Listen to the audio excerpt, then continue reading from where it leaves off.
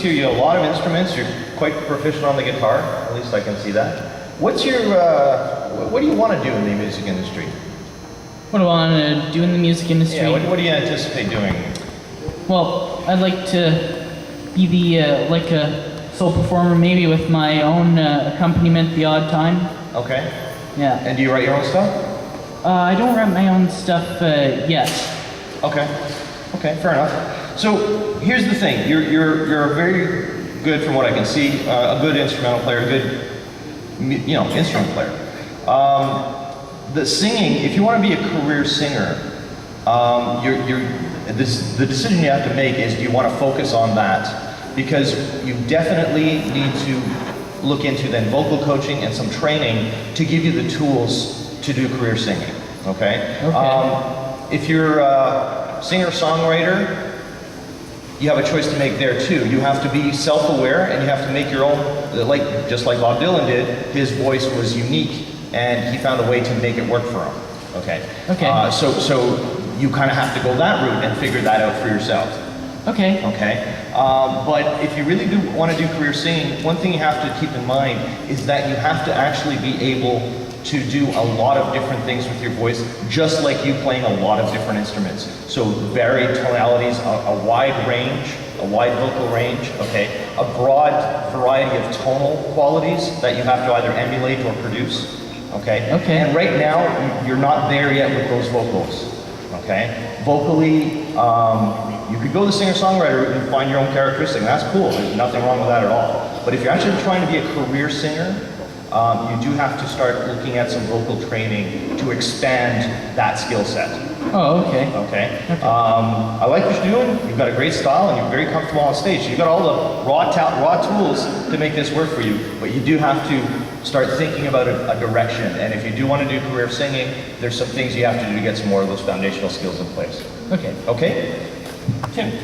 Hey Spencer, good job, man. Thank you. So I started doing exactly what you're doing back in 1973, and I did the folk circuit in the Toronto area for about 10 years, and Dylan was one of my major mainstays of the cover songs I did, and I did acoustic guitar and harp just like you. So I'm going to give you a little bit of feedback on that kind of gig that you're trying to do there, which is very cool. First of all, you got the vibe, okay? So you've got the vibe down. I think you've got a good, believable folk presence. There's an innocence to your voice, and there's a way that you're playing. There's a subdued nature of your presentation. Like, you've got the vibe down, and it's very, very good. So it means, I think you're living it. It means that you're doing something that's probably true to your soul. Do you feel it's true to your soul? Yes, it is. Yeah, it feels like that. Like, I sense you're a real sincere. I believe you when you're doing that. So that's really important, because there's a lot of people that will get up on stage and they'll do material, or they'll do a genre that we just don't believe. So you fit the genre, so that's very good news. So now you have to, I think, figure out if you want to kind of pursue the folk genre. Well, yeah, I think that would be nice. Okay, so the folk genre is it. Okay, so let's talk about a couple of quick things on the folk genre. So, in folk music, the ornamentation of the voice, there isn't a lot of flashiness in the voice. It's a very, very sincere. You're usually telling stories. Anna Dylan's song is a perfect example. I mean, he's a master storyteller. He gets right inside the soul, and you live the words when you sing them, don't you? Yes. And you kind of picture where he's at psychologically. So I believe you when you're doing that. So we want to now get the vocals to the point. In folk music, the vocals are really prominent because there's no big loud band behind you, right? You've just got a guitar, so you're really naked out there. So Chan will talk to you a little bit about this. I would urge you, because I think you've got something. I think you could do this really well, but you need some vocal training. And all the vocal training will do is show you a little bit on the pitch control and give you some practice on scales and things like that. Chan's going to talk to you about that in a minute. But a little bit about pitch control. The voice, like anything else, is just like an instrument. I'm assuming you didn't just pick up the guitar the first day and know how to play it. Someone had to show you, right?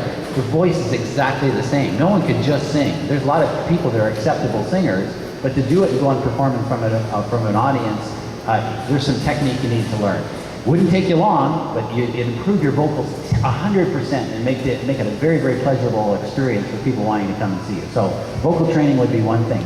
Let's talk about the harp playing. I really admire you for playing the harp. It's a very, very cool thing. So at the intro of the song, you went through the entire cycle of the chords for the first verse. Instead, play the harp at the beginning of the song. Oh, okay. You're a good harp player. Thank you. Okay, so you've got the cross harp. You do cross harp folk blues, right? So you do the bend notes. Yes. So that's really good. I do the same thing. So when you're doing that, make that the intro of the song. Show off your harp abilities, and because the harp is an additional part of your band. You had it up there. Why not play it as the intro? Make it the theme of the intro of the song. Okay. Next thing, you got to match your harp melody to your chords. Oh, okay. Okay, so when you did the harp solo, you weren't playing with your chords. So the harp melody was off the chords. So it was like that, it was in essence changed, it was almost playing a different key to the chords you were playing. Oh. So there was a couple of riffs that were on really well, but then you made the chord change and you didn't make the chord change when you were playing the harp. So you gotta listen really carefully. Do you have a recording unit at home? Yes. Okay, so just play your guitar and play the harp and both a good volume and listen back and go, is my riff on the harp matching my chord? Okay, so and it has to, and you know when it goes off, right? You can tell. Yes. Okay, so just work on that a little bit because you're a good harp player, and there's not many people who know how to play cross harp blues, and you know how to do it at a very young age. That's awesome. So match it to your chords.